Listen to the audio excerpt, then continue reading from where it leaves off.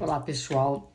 Acompanhando a resposta de vocês com a postagem sobre a raiva, né, e o silêncio, e assim, várias pessoas falando das suas dificuldades e do quanto isso é desafiante, eu vou deixar aqui um testemunho.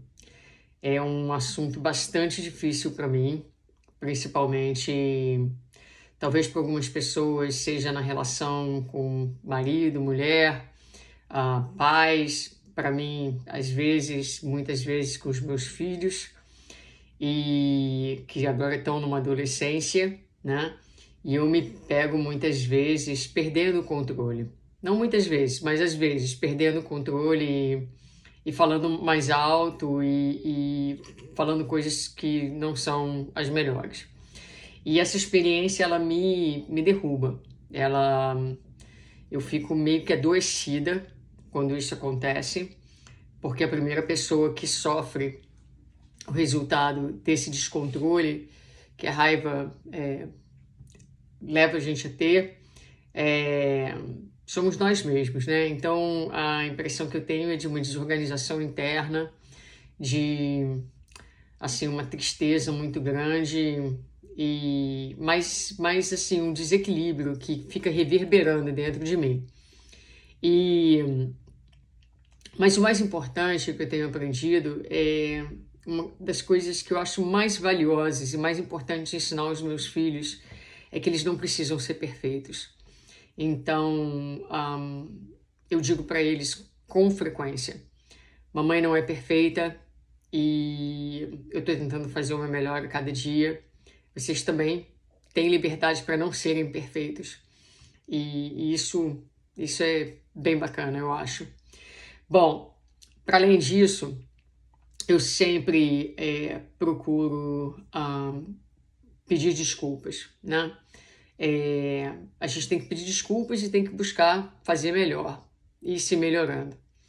Então eu peço desculpas, às vezes é mais fácil, às vezes não é tão fácil, né? Eu procuro deixar de lado qualquer teoria, quem está certo nesse momento, porque não é sobre estar certo, é sobre reconhecer que, como adulto, um piti de raiva significa que você não foi capaz de controlar as suas emoções, o outro não tem culpa, independente do que ele tenha feito, é o seu descontrole, é a sua questão interna que tem que ser abordada. Então, gosto sempre de pedir desculpas e dizer desculpa, eu não agi de maneira correta, não tem justificativa para a maneira com que eu falei, porque essa maneira de falar acaba muitas vezes o quê? Humilhando a criança, colocando a criança para baixo, trazendo questões amanhã ou depois de autoestima e outras, né? Então, pedir desculpa e dizer, olha, isso é responsabilidade minha, eu preciso fazer melhor, né? E entender por que você teve aquele momento de raiva é importante. Muitas vezes, para mim, na minha percepção, é um sentimento, uma palavra em inglês que eu gosto muito, chamada powerlessness, que é você se sentir sem poder, sem capacidade de controlar o outro para que o outro faça o que você quer. Então, a raiva tem muito desse componente, né, da gente querer impor a nossa maneira de ser, e o filho, muitas vezes, não vai fazer por razões diversas.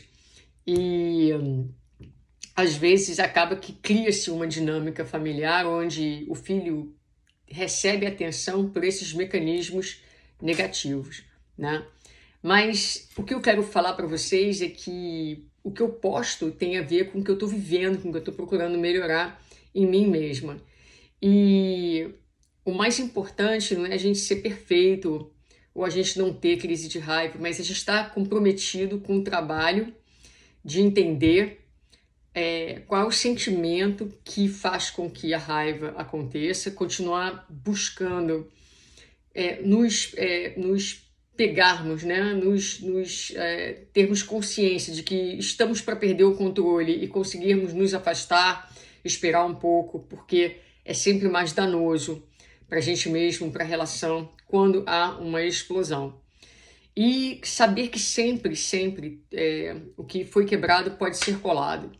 Então, esse movimento de assumir a nossa responsabilidade, o nosso processo, pedir desculpas, é tão importante, é tão fundamental e ajuda na cicatrização, ajuda na intimidade, ajuda aos nossos filhos, a quem for sentir. Nós estamos juntos nisso, na nossa humanidade, buscando crescer, buscando melhorar e isso.